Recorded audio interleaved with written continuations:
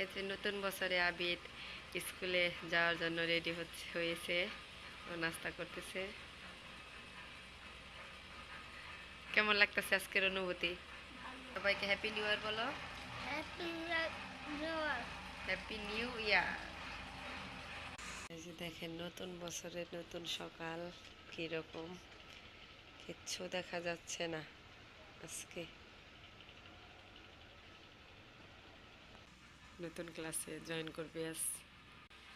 এই যে আমার ছেলে একদম রেডি হয়ে গেছে, হ্যান্ড গ্লাভস টাভস পরে। ব্যাগ কি আজকে নিতে পারবো? অনেক ভারী কিন্তু। আজকে তোমাদের নতুন বই দিবে নতুন বছরে, সবকিছু কিন্তু গুছাই নিয়ে আইসো। হ্যাঁ, ভারী না?